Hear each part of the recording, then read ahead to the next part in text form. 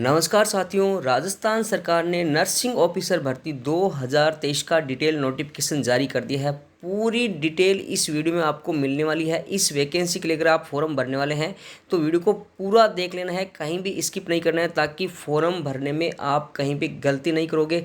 हर जो डिटेल आपको इस वैकेंसी के लिए चाहिए वो यहाँ पे मिलने वाली है। 5/5/2023 को राज्य स्वास्थ्य एवं परिवार कल्याण संस्थान सीफू जयपुर द्वारा ये वैकेंसी जारी कर दी गई है। नर्सिंग ऑफिसर की वैकेंसी है, पद है वो स्थायी है, परमानेंट वैकेंसी है। गैर अनुसूचित क्षेत्र नॉन टीएसपी के लिए यहाँ पे नर्सिंग ऑफिसर के 6,981 पद और 39 जो पद है वो शहरिया बैकलॉग के लिए रखे गए हैं।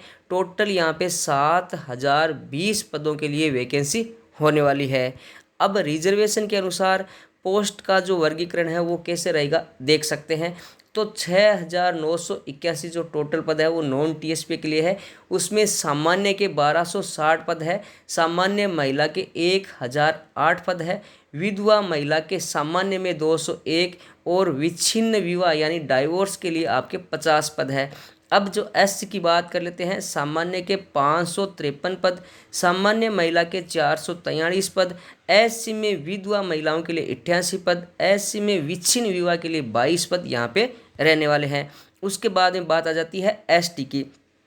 एसटी में सामान्य के लिए 415 पद, सामान्य महिला के लिए यहाँ पे 332 पद और विधवा महिलाओं के लिए 66 पद, विच्छिन्न जो डाइवोर्स महिलाएं हैं उनके लिए 16 पद यहाँ पे रहने वाले हैं। उसके बाद बात आ जाती है ओबीसी की। ओबीसी में सामान्य के लिए यहाँ पे 726 पद, महिला सामान्य है उनके लिए 580 पद, विधवा महिलाओं के लिए 116 पद, विच्छिन्न जो डाइवोर्स है उनके लिए 29 पद यहाँ पे रहने वाले हैं। एमबीसी की बात कर लेते हैं। एमबीसी में सामान्य के लिए 174 पद, सामान्य महिला के लिए 140 पद, विधवाओं के लिए यहाँ पे 28 पद और विच्छिन्न विवाह की जो महिलाएं हैं उनके लिए 6 पद यहाँ पे रहने वाले हैं। ईडब्ल्यूएस में आ जाते हैं। सामान्य के लिए 349, 279 सामान्य महिला के लिए, विधवा के लिए यहाँ पे 56 और विच्छिन्न विवाह के लिए यहाँ पे 13 जो पद है वो रखे गए हैं।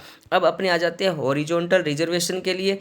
विशेष योग्य जन है वो फिजिकली हैंडीकैप्ड है उनके लिए 280 पद रखे गए हैं और जो उत्कृष्ट खिलाड़ी है उनके लिए 139 पद है। शहरिया जो जाति है उनके लिए यहाँ पे सामान्य के 16 पद है, सामान्य महिला के 13 पद है और विधवा महिलाओं के लिए 2 पद है। विच्छिन्न यानी डाइवोर्स के लिए यहाँ पे कोई भी पद नहीं रखा गया है। अब जो भूतपूर्व सैनिक भाई लोग हैं उनके लिए अनरिजर्व में 314 पद, एससी में 138 पद, एसटी में 103 पद, ओबीसी में यहाँ पे 181, एमबीसी में 43, ईडब्ल्यूएस में 87 पोस्ट है वो रखी गई है।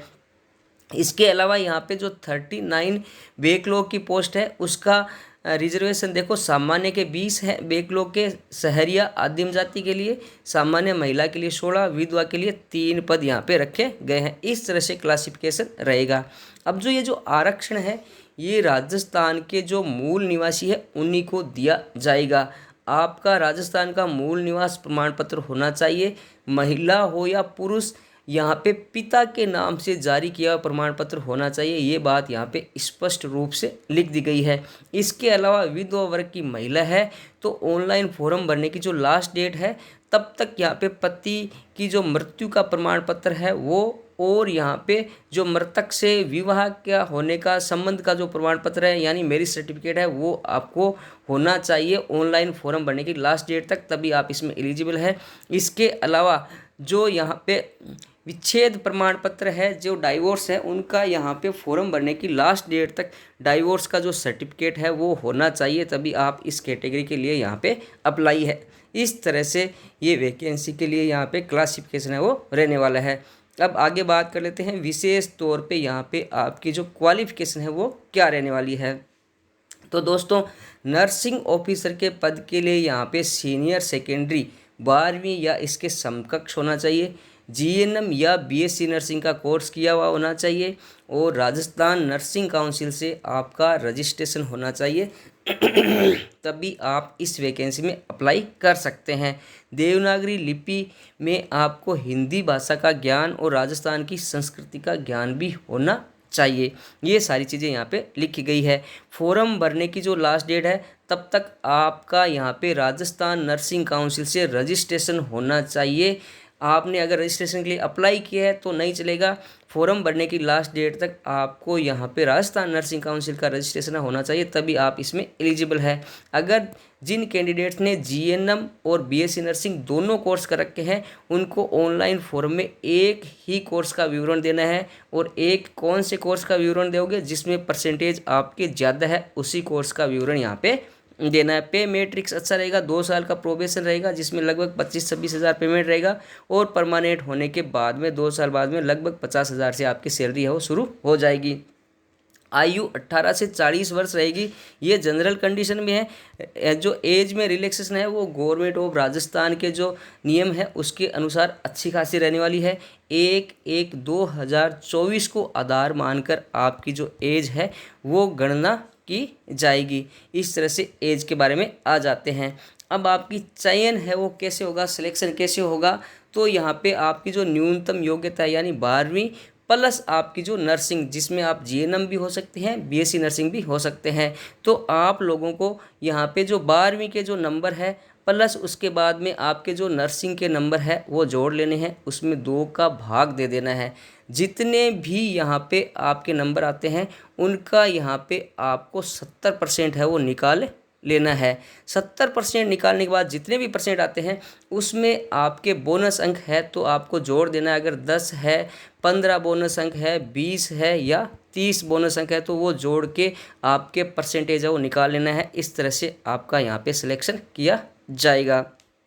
अब देखो ऑनलाइन फॉर्म भर देते हैं, उसके बाद में प्रथमतया स्क्रीनिंग की जाएगी ऑनलाइन भरे गए डेटा की, जिसमें जो त्रुटिपूर्ण या जो मिथ्या आवेदन होंगे उनको यहाँ पे निरस्त कर दिया जाएगा। उसके बाद में जो सही आवेदन होंगे उसमें यहाँ पे जो विज्ञापित पद है यानी लगभग 7,000 पद है उसके 1.5 गुना कैंडिडेट्स की यानी लगभग यहाँ पे 10,000 कैंडिडेट्स का है वो डॉक्यूमेंट वेरिफिकेशन है वो किया जाएगा। डॉक्यूमेंट वेरिफिकेशन है वो शिफ्ट में या जो शिफ्ट निर्धारित स्थान करेगा वहीं पे आपका होने वाला है। उस डॉक्यूमेंट वेरिफिकेशन में आपके सही डॉक्यूमेंट सही पाए जाते हैं।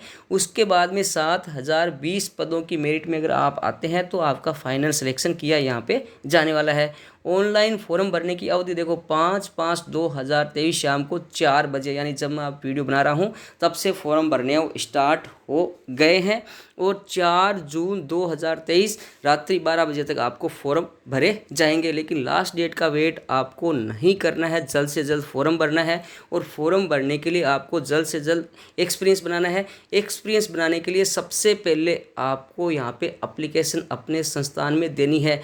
जिस डेट को आप एप्लीकेशन दोगे वो रिसीव करेंगे, वो डेट आपके जो एक्सपीरियंस सर्टिफिकेट है उसमें लिखी जाएगी। यानी अगर आप लेट करते हैं तो आपकी गलती होगी। सीफू की जो साइट है या जो राज स्वास्थ्य की साइट है इस पे आपको लिंक मिल जाएगा। इस लिंक पे आपको फॉर्म भर देना है। फॉर्म भरना है वो जो निर्धारित तिथि गई है 5/5/2023 से लेकर 4/6/2023 तक भरना है। पहली बात तो इसमें किसी टाइप की गलती करनी ही नहीं है। फिर भी अगर भूलवश कोई गलती हो जाती है तो उसकी फॉर्म भरने की लास्ट डेट के बाद में आपको यहाँ पे एडिट करने का है वो विकल्प दिया जाएगा। 200 रुपये का शुल्क लगेगा। तो आपको पहला काम यही करना है कि पूरी टर्म्स एंड कंडीशन है वो पूरी पढ़ लेनी है। अगर आप एलिजिबल है और आप किस कैटेगरी में एलिजिबल है, किस चीज़ के लिए एलिजिबल है, तो उसके अनुसार आपको फॉर्म भर देना है। अब आपको जो सीफू की साइट है या राज स्वास्थ्य की साइट है उस पर लिंक मिल जाएगा। उस लिंक पे क्लिक करते ही आपका फॉर्म है वो खुल जाएगा। सबसे इम्पोर्टेंट बात क्या है, फॉर्म भरने के बाद में आपको ऑनलाइन फ़ीस है वो पे करनी है। दोस्तों फीस पे करने के बाद में जो एप्लीकेशन आईडी है वो आपकी जनरेट हो जाएगी, जिसको अपने पास सुरक्षित रखना है और किसी के साथ साझा नहीं करना है, शेयर नहीं करना है। ये बात यहाँ पे साफ साफ लिखी गई है। आप जो आवेदन शुल्क दोगे वो किसी भी टाइप से आपको लौटाया नहीं जाएगा। ये चीज़ यहाँ पे क्लियर लिख दी गई है। अब जो मोस्ट इम्पोर्टेंट चीज़ है वो देखो क्या है, यहाँ पे लिखा गया है कि एक जो मोबाइल नंबर है उससे केवल एक फॉर्म भरा जा सकता है। आवेदक एक मोबाइल नंबर से केवल एक फॉर्म ही भर सकते हैं। एक मोबाइल नंबर से एक से अधिक फॉर्म नहीं भरे जाएंगे, ये चीज़ यहाँ पे देख लेनी है। जब पहली बार आप फॉर्म भरोगे तो आपसे आधार नंबर मांगेंगे, आधार में नाम सही होना चाहिए, आपका मोबाइल नंबर मांगा जाएगा, ईमेल आईडी मांगी जाएगी, ये सारी आपको ध्यानपूर्वक भरनी है। उसके बाद में आपको एक OTP मिलेगा और आप में आगे फॉर्म खुल जाएगा। यहाँ पे एक चीज़ देख लेनी है कि आपका जो आधार नंबर OTP के बाद में अगर आपका फॉर्म खुल गया तो उसके बाद में आपका आधार नंबर मोबाइल नंबर है वो किसी भी सूरत में आप चेंज नहीं कर सकते हैं। तो ये आपको सावधानी यहाँ पे बरत लेनी है। इसके अलावा आपको यहाँ पे देखो एक चीज़ स्पष्ट रूप से ध्यान रखनी है कि जब फॉर्म भरने के बाद आप फीस ऑनलाइन भर दोगे तो उसका एक प्रिंट आउट है वो निकलेगा, वो प्रिंट आउट आपको संभाल के रखना है। डॉक्यूमेंट वेरिफिकेशन होगा तब वो प्रिंट आउट आपको चाहिए होगा, साफ साफ यहाँ पे लिख दिया गया है। फॉर्म भरने में किसी टाइप की दिक्कत होती है, समस्या होती है तो हेल्प डेस्क नंबर दिए गए हैं, ईमेल आईडी दी गई है। वर्किंग डेज में 9:30 बजे से लेकर 6 बजे तक आप संपर्क कर सकते हैं। यहाँ पे आपकी समस्या का है वो निवारण कर दिया जाएगा। ये मोटा मोटी चीज़ें रहने वाली है। डॉक्यूमेंट के लिए यहाँ पे देख लो, जो भी आपके डॉक्यूमेंट है वो PDF फॉर्मेट में होने चाहिए और 1.5 MB से ज़्यादा की साइज़ के नहीं होने चाहिए। फ़ोटो और सिग्नेचर है वो JPG PNG JPEG फॉर्मेट में हो सकते हैं और 200 KB से ज़्यादा नहीं होने चाहिए। ये चीज़ें यहाँ पे साफ साफ लिखी गई है। इन चीज़ों का विशेष तौर से आपको ध्यान रख लेना है। अब देखो फीस कितनी लगेगी इसके बारे में बता देता हूँ और पहले वाली वैकेंसी का भी वो क्लियरेंस है वो भी कर देता हूँ। तो सामान्य वर्ग के जो कैंडिडेट्स है और क्रीमी के जो अन्य पिछड़ा वर्ग अति पिछड़ा वर्ग है उनको 500 रुपये की फ़ीस। इसके अलावा राजस्थान के जो नॉन क्रीमी के जो अन्य पिछड़ा वर्ग अति पिछड़ा वर्ग आर्थिक रूप से कमज़ोर EWS है उनको 350 रुपये की फ़ीस देनी है। इसके अलावा जो सभी कैंडिडेट्स हैं उनको 250 रुपये की फ़ीस यहाँ पे देने वाली है, ये आपको ध्यान रख लेना है। इसके अलावा एक चीज़ और लिखी है, किसी भी कैटेगरी का आवेदक हो लेकिन जिसकी पारिवारिक आय है वो वार्षिक रूप से 2.5 लाख से कम है तो उसको भी यहाँ पे जो है वो 250 रुपये का शुल्क है वो देना है। जनरल का भी है लेकिन जो आय है वो वार्षिक अगर परिवार के 2.5 लाख से कम है तो वो 250 रुपये पे यहाँ पे कर सकता है। लेकिन इसके लिए आपको यहाँ पे जो आय प्रमाण पत्र है वो अपलोड करना पड़ेगा, वो भी नवीनतम। दोस्तों ये चीज़ें यहाँ पे हो गई है। अब पहले जो आपकी वैकेंसी निकली थी 16/11/2022 को, उसमें जिन जिन लोगों ने आवेदन किया था उन लोगों को आवेदन शुल्क जमा नहीं करवाना है, उनको पुनः आवेदन शुल्क जमा करवाने की आवश्यकता नहीं है। लेकिन मान लो किसी ने उस टाइम दूसरी कैटेगरी में अप्लाई किया था और अब किसी दूसरी कैटेगरी में अप्लाई कर रहा है तो आपकी जो राशि के अंदर अंतर है, जो राशि पहले कम जमा करवाई थी, अगर अंतर है तो वो राशि आपको जमा करवानी होगी, पूरी फीस जमा करवाने की ज़रूरत नहीं है। और ये अंतर है वो EWS वाली कैटेगरी में आ सकता है या आपकी जो क्रीमिलियर नॉन क्रीमिलियर है उसमें आ सकता है, बाकी किसी भी कैंडिडेट्स के यहाँ पे अंतर नहीं आने वाला है। अब ये चीज़ें हो गई है, स्पष्ट तौर पे साफ भर्ती के बारे में पूरी इन्फॉर्मेशन आपको दे दी गई है।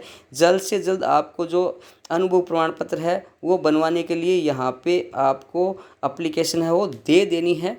ये चीज़ें सारी चीज़ें हो गई है। और अनुभव प्रमाण पत्र के बोनस अंक आपको कैसे मिलेंगे वो वीडियो मैं कल ही बना चुका हूँ, उसका लिंक मैंने वीडियो के डिस्क्रिप्शन बॉक्स में दे दिया है, उस पर क्लिक करके अगर आपने नहीं देखा है तो पूरी डिटेल आप ले सकते हैं। इस वैकेंसी के बारे में कोई भी क्वेरी है तो नीचे कमेंट बॉक्स में कमेंट करें, मैं रिप्लाई देने की कोशिश करूँगा। जल्दी हाजिर होता हूँ नेक्स्ट लेकर, तब तक स्वस्थ रहे मस्त रहे। Thank you friend.